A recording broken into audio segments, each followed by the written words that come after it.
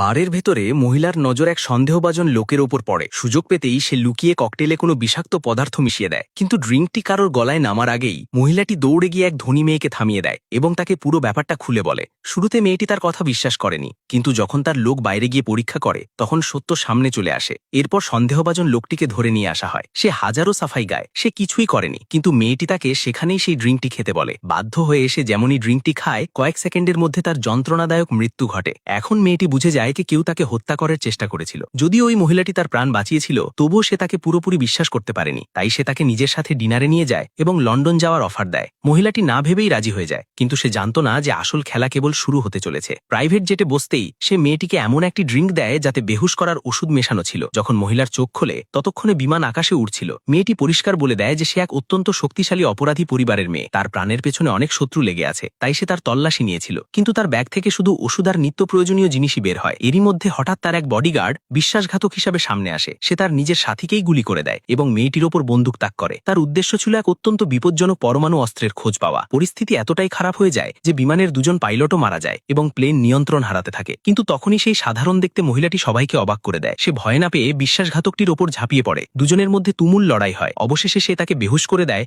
এবং সোজা ককপিটে গিয়ে পড়তে থাকা বিমানটিকে সামলে নেয়। এখন মেয়েটি বুঝে যায় যে সে কোনো সাধারণ মহিলা হতে পারে না। তখন সে তার আসল পরিচয় দেয়। সে বলে যে সে এক পেশাদার নিরাপত্তা কর্মকর্তা এবং তার বাবা তাকে তার সুরক্ষার জন্যই পাঠিয়েছিলেন। মেয়েটি পুরোপুরি বিশ্বাস না করলেও সে মুহূর্তে তার কাছে বিশ্বাস করা ছাড়া অন্য কোনো উপায়ও ছিল না। কিছুক্ষণ পর দুজনেই নিরাপদে বুদাপেস্টে পৌঁছে যায়। সেখানেও মহিলা প্রতি মুহূর্তে তার সুরক্ষায় নিয়োজিত থাকে, কিন্তু সুযোগ পেতেই সে তার সহকর্মীদের সাথে যোগাযোগের চেষ্টা করে। তখনই সে জানতে পারে যে মেয়েটি আগে থেকেই তার ওপর নজর রাখছিল এবং হোটেলের ঘরে গোপন ক্যামেরা বসিয়েছিল। এখান থেকেই সবচেয়ে বড় সত্যটি সামনে আসে। আসলে এই মহিলা কোনো প্রাইভেট বডিগার্ড নয়, বরং আমেরিকার গোয়েন্দা সংস্থা সিআইএ এর এক ইন্টেলিজেন্স অ্যানালিস্ট, যার নাম সুসান। বছরের পর বছর ধরে সে মাঠে নেমে লড়াই করা এজেন্টদের সাহায্য করে আসছিল, কিন্তু নিজে কখনো কোনো মিশনে যায়নি। কিছুদিন আগে তার সবচেয়ে বিশ্বস্ত সহকর্মী এক অত্যন্ত বিপজ্জনক অস্ত্র পাচারকারীর পেছনে পড়েছিল। মিশন প্রায় সফল হতে চলেছিল, কিন্তু এক ছোট ভুলের কারণে সেই পাচারকারী মারা যায়। এখন সেই পরমাণু অস্ত্রের রহস্য কেবল তার মেয়ের কাছেই বাকি ছিল। এজেন্ট যখন তাকে ধরতে পৌঁছায় তখন জানা যায় যে তার পরিচয় আগেই ফাঁস হয়ে গেছে। মেয়েটি কোনো দ্বিধা ছাড়াই তাকে গুলি করে দেয় এবং মহিলা স্ক্রিনের সামনে বসে কেবল এসব দেখতে থাকে। তার সহকর্মীর মৃত্যুর পর সুসান নিজেই মাঠে নামার সিদ্ধান্ত নেয়, কারণ তার পরিচয় কোনো অপরাধীর কাছে রেকর্ড ছিল না। এই কারণেই এজেন্সি শেষমেশ তাকে এই বিপজ্জনক মিশনসের দায়িত্ব দেয়। এখন তার একটাই উদ্দেশ্য,